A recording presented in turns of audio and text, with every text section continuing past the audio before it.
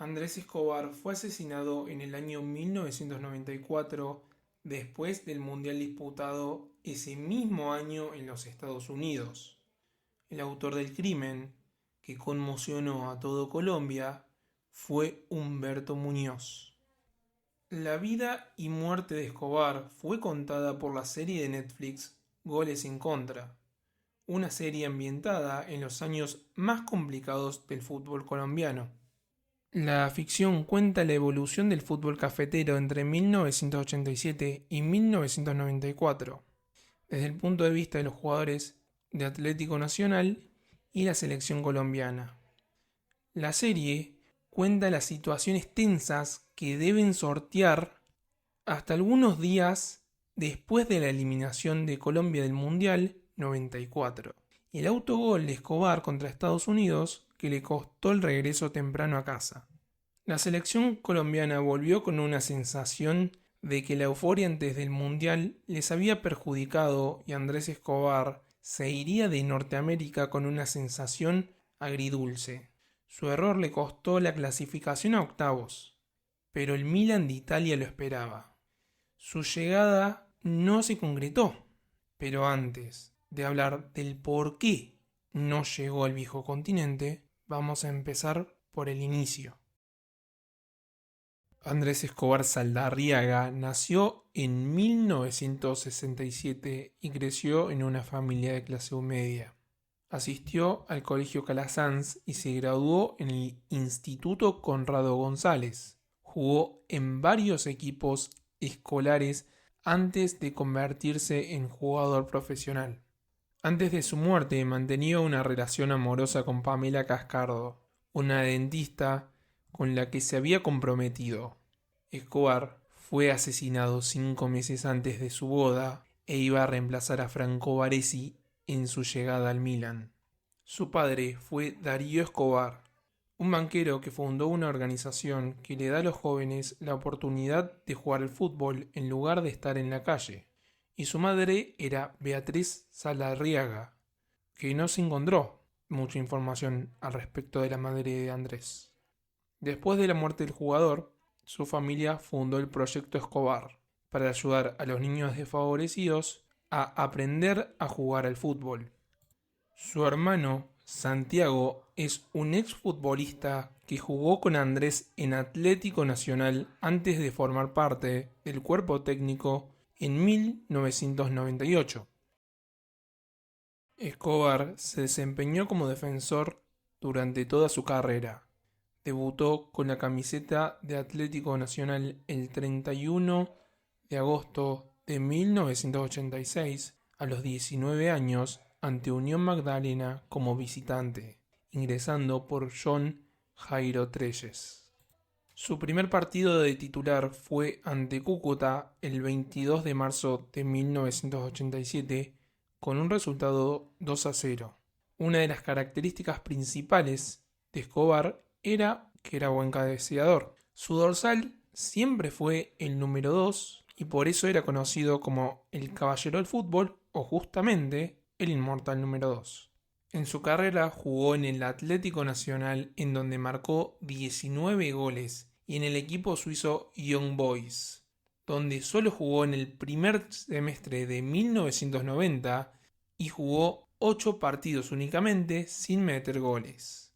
En 1989, es decir, un año antes de fichar por el club suizo, fue parte del plantel del conjunto colombiano que conquistó la Copa Libertadores frente a Olimpia de Paraguay en el Estadio Defensores de Chaco, ubicado en el país guaraní.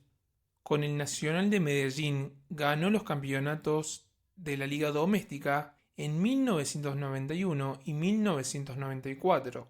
También logró los subcampeonatos de 1988, 1990 y 1992. Era un gran líder y gracias a eso ayudó a la formación profesional de jugadores como el delantero Faustino Spirilla y Víctor Hugo Aristizábal. Con la selección de Colombia debutó el 30 de marzo de 1988 ante Canadá en el Estadio Centenario de Armenia. Días más tarde consiguió meter su único gol con la selección cafetera ante Inglaterra en el colosal estadio Wembley. Participó en las eliminatorias para el Mundial de Italia 90, clasificando con la selección. Jugó los 4 partidos que fueron ante la República Federal de Alemania, que fue un empate 1-1. En la derrota por 1-0 ante Yugoslavia, en la victoria frente a Emiratos Árabes por 2-0, y en la derrota con Camerún por 2-1 en los octavos. También participó en la Copa América 1989 y 1991. En marzo de 1993 tuvo una gran lesión que lo marginó casi 8 meses de las canchas y por ese motivo se perdió las eliminatorias para el Mundial de Estados Unidos 94. Se recuperó por completo y por eso fue parte del plantel. Andrés Escobar se encontraba en un buen estado físico y jugó los 3 partidos. El primero fue una contundente derrota contra Rumania por 3-1. Contra Estados Unidos, la selección venía diezmada por las amenazas de muerte al cuerpo técnico, que llevaron a cambiar a Gabriel Jaime Barrabás Gómez por Hernán Carepa Gaviria. En ese partido se notaron los nervios de los jugadores y Escobar metió un gol en contra que no solo le costaría una derrota 2-1 ante los norteamericanos.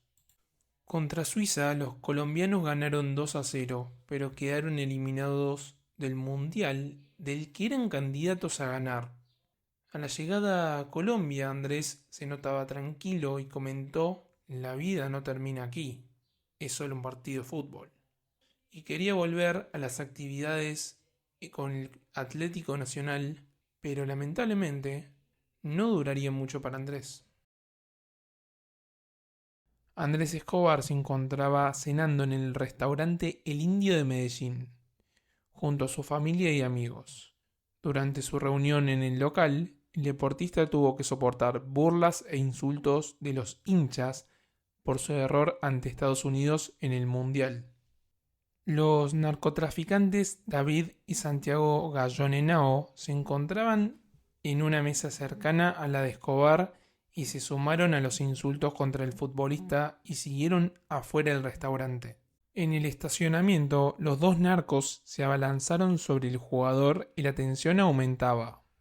Durante la pelea, Humberto Muñoz, el chofer de los Gallón, sin mediar palabra, se acercó a Escobar y efectuó 6 disparos en su cabeza.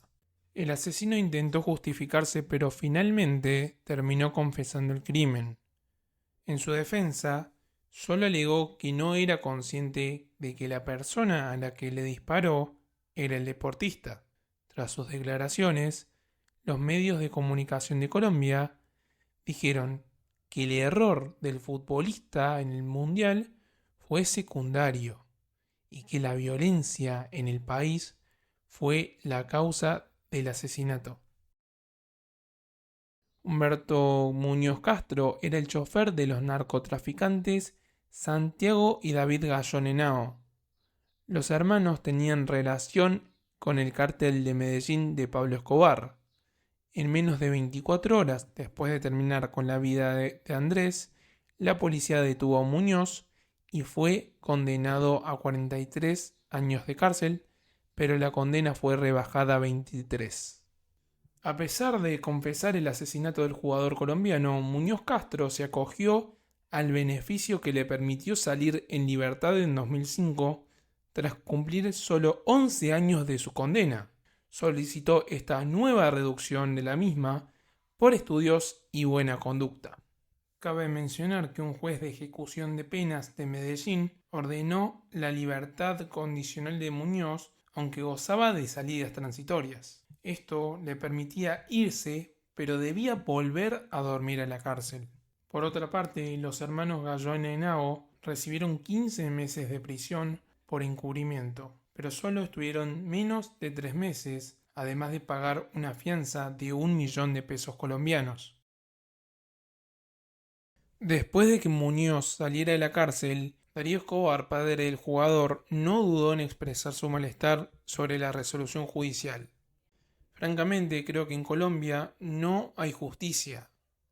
La justicia es un engaño, pues se engaña al pueblo, se engaña a la familia diciendo que fue condenado a 43 años y ahora este asesino fue puesto en libertad, agregó Escobar en entrevistas radiales.